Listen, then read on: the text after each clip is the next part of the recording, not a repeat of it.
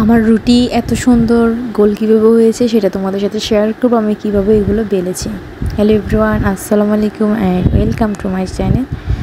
কোরবানিতে সবার জন্য রুটি বানাতে হয়, সবাইকে রুটি বানাতে হয়, সেজন্য আমিও রুটি বানানোর জন্য চলে এসেছি। কিন্তু আমি তেমন রুটি বানাই না, কিন্তু আজকের রুটিগুলো খুবই সুন্দর হয়েছে।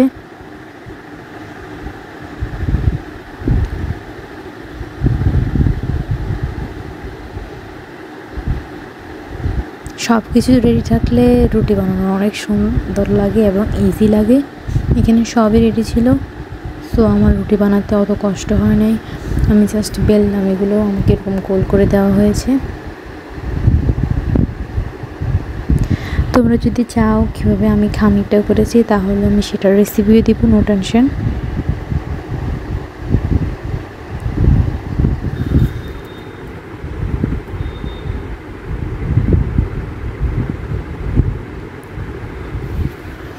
প্রথমে আমি কি করলাম, আটাগুলোকে গোল গোল করে একটা শেপে নিয়ে আসলাম।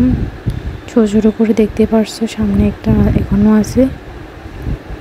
দেন এগুলো জাস্ট বেলে ফেললাম, তখন অনেক ইজি মনে হয় এভাবে বুদ্ধি খাটাই করলে।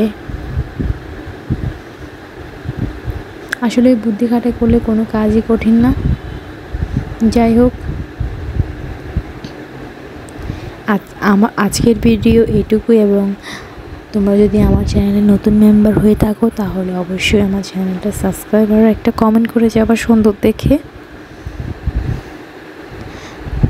ওকে, আল্লাহ হাফেজ। সবাই ভালো থাকবেন, সুস্থ থাকবেন, আর সবাইকে ঈদ মোবারক।